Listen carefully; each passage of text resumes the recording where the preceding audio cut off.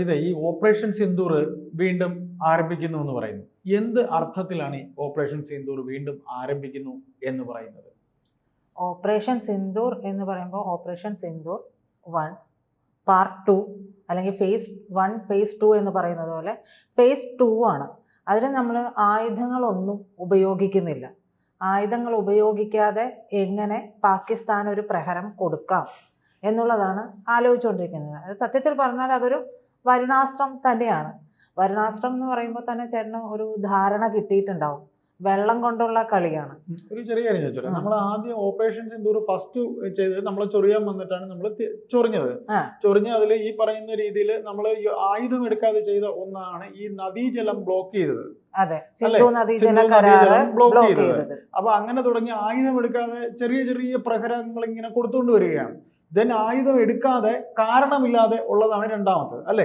കാരണമില്ലാതെ എന്ന് പറയാൻ ഓൾറെഡി ഉണ്ടാക്കിയിട്ട് കഴിഞ്ഞു, ഓൾറെഡി ഉണ്ടാക്കിയിട്ടുള്ളതാണല്ലോ. മാത്രമല്ല അവരുടെ നടപടികൾ എന്ന് പറയുന്നത് ഇപ്പോഴും അവർ ഭീകരതയെ പ്രോത്സാഹിപ്പിക്കുക തന്നെയാണ്. അതെ, അവരുടെ രീതി അതാണ്. അപ്പൊ ഇത്തവണ എന്ന് പറയുന്നത് ഓപ്പറേഷൻ സിന്ദൂർ 2 ആണ്, അതിനാണ് ഒരുങ്ങുന്നത്. അപ്പൊ അത് ചെനാബ് നദിയുണ്ട്. ചെനാബ് നദിയിൽ ഒരു ജലവൈദ്യുത പദ്ധതി വരികയാണ്. അപ്പൊ ജലവൈദ്യുത പദ്ധതി വരുന്നത് 22,700 കോടിയുടെ പദ്ധതിയാണ് വരുന്നത്. അപ്പൊ അതിന്റെ അനുമതിക്ക് കേന്ദ്രം ഒരുങ്ങുകയും ചെയ്യുകയാണ്. അപ്പൊ അടുത്ത വർഷം തന്നെ അണക്കെട്ട് നിർമ്മാണം തുടങ്ങും. ഈ അണക്കെട്ട് നിർമ്മാണം തുടങ്ങുമ്പോൾ ചെനാബ് നദിയിലെ വെള്ളം വഴിതിരിച്ചു വിട്ടു കഴിയുമ്പോൾ സിന്ധു നദീജല കരാർ വഴി ഇപ്പൊ തന്നെ അവിടെ ജലക്ഷാമമുണ്ട്, വരൾച്ചയുണ്ട്, കുടിവെള്ള ക്ഷാമം എല്ലാം ഉണ്ട്. വറുതിയിലായി, കൃഷിയിടത്ത് വെള്ളവുമില്ല. അതെ, വറുതിയിലായി. അപ്പൊ അതിന് പുറമെയാണ്, അതായത് എല്ലാ തരത്തിലും പാകിസ്ഥാനെ എന്താ പറയാ അസ്ഥിരപ്പെടുത്തുക, കുരുക്കിയിടുക എന്നുള്ളത് തന്നെയാണ് ഇന്ത്യ ആലോചിക്കുക. ഇതാവുമ്പോ മറ്റു പ്രഹരങ്ങളൊന്നും ഇല്ലല്ലോ, ആൾനാശം ഉണ്ടാക്കുന്ന രീതിയിലേക്കുള്ള കാര്യങ്ങളൊന്നുമല്ല. അതെ, അതിനകത്ത് കിടന്ന് കൈകാലം അടിക്കുക മാത്രമല്ല, വരൾച്ചയും ക്ഷാമവും എല്ലാം വരുമ്പോൾ അവിടെ ആഭ്യന്തര കലാപം ഉണ്ടാവുകയും ഭരണാധികാരത്തിനെതിരെ തിരിയും. അതെ, ഭരണത്തിനെതിരെ തിരിയും. മാത്രമല്ല മിലിറ്ററി ലീഡർഷിപ്പിനെതിരെ കൂടി തിരിയും.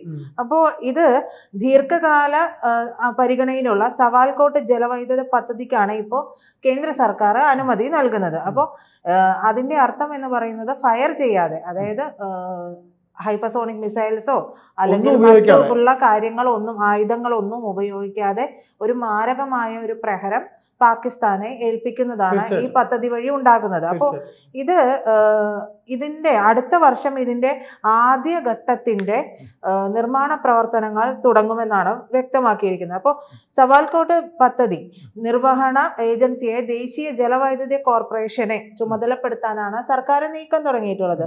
3100 മെഗാവാട്ട് വൈദ്യുതി ലക്ഷ്യമിട്ടാണ് കശ്മീരിൽ സ്ഥാപിക്കുന്ന ഈ 4 ജലവൈദ്യുത പദ്ധതികളുടെ ഭാഗമായിട്ട് സവാൽകോട്ടിലെ അണക്കെട്ട് നിർമ്മാണം തുടങ്ങുന്നത്. അത് ഇന്ത്യക്ക് ഗുണം ചെയ്യും, അത്രയേറെ ജലം നമ്മളിലേക്ക് തന്നെ വരികയും ചെയ്യും. അപ്പോൾ സവാൽകോട്ട് പദ്ധതി മുമ്പും പരിഗണനയിലേക്ക് അതെ പോകുന്ന അങ്ങോട്ട് പോകുന്നത് ബ്ലോക്ക് ചെയ്ത് നമ്മളിലേക്ക് എത്തിക്കുകയാണ്. അതെ, അണക്കെട്ടാണ്, ആ അണക്കെട്ട് പോലെ ഇതാക്കുകയാണ്. അപ്പോൾ നേരത്തെ ഇത് പരിഗണനയിൽ ഉണ്ടായിരുന്നു. പക്ഷെ ആ സമയത്ത് 1960 സിന്ധു നദീജല കരാർ വന്നു. ആ കരാർ വന്നപ്പോഴാണ് നമ്മൾ നേരത്തെ നമ്മുടെ ചിന്തയിൽ ഉണ്ടായിരുന്ന ഈ ഒരു പദ്ധതിയെ ബ്ലോക്ക് ചെയ്യുന്നത്. അത് റദ്ദാക്കപ്പെടുന്നത് അതോടുകൂടിയിട്ടാണ്. അപ്പൊ പാകിസ്ഥാനിലേക്ക് ഒഴുകുന്ന ചെനാബ് നദി അവിടുത്തെ കാർഷിക മേഖലയുടെ സത്യം പറഞ്ഞു കഴിഞ്ഞാൽ മൃതസഞ്ജീവനിയാണ് എന്ന് പറയാം. പ്രധാനപ്പെട്ട മാർഗം അതാണ്. അപ്പോൾ സവാൽകോട്ട് അണക്കെട്ട് നിർമ്മിക്കുന്നതിലൂടെ ഇന്ത്യക്ക് ആവശ്യമായിട്ടുള്ള വൈദ്യുതി നമുക്ക് ഉൽപ്പാദിപ്പിക്കാനും പറ്റും. മാത്രമല്ല പാകിസ്ഥാനുള്ള വെള്ളം ടാപ്പിട്ട് നമ്മൾ പൂട്ടിവെക്കുകയും ചെയ്യും. അപ്പോൾ അതാണ് ഒരു വെടിയുണ്ട പോലും അങ്ങോട്ടേക്ക് വിടാതെ കേന്ദ്ര സർക്കാർ ചെയ്യുന്ന നീക്കം. ചില നീക്കങ്ങൾ അങ്ങനെ സൈലന്റ് കില്ലിംഗ് എന്ന് പറയുന്ന രീതിയിൽ അത് അങ്ങനെ ചെയ്യാം. അപ്പോൾ ഇത് പുതിയ യുദ്ധതന്ത്രമാണ്. ഇപ്പൊ ഇതുപോലൊരു യുദ്ധതന്ത്രമാണ് കഴിഞ്ഞിടക്ക് നമ്മൾ പറഞ്ഞു, ഒരു വൈറസ്, ആ വൈറസുമായിട്ട് ചൈനീസ് ഗവേഷകൻ അമേരിക്കയിൽ പിടിയിലായത്. അപ്പൊ ഈ പറയുന്ന പോലെ കാർഷിക മേഖലയെ ആകെ നശിപ്പിക്കാൻ കഴിയുന്ന ഒരു കാര്യമാണ്. അപ്പൊ അത്തരത്തിൽ നമ്മൾ മറ്റൊരു ജലം കൊണ്ട് മുറിവേറ്റത് എന്നൊക്കെ പറഞ്ഞ ഡോക്യുമെന്ററി ഒക്കെ നമ്മൾ കണ്ടിട്ടുണ്ട്. അത് വേറൊരു കഥയാണ്.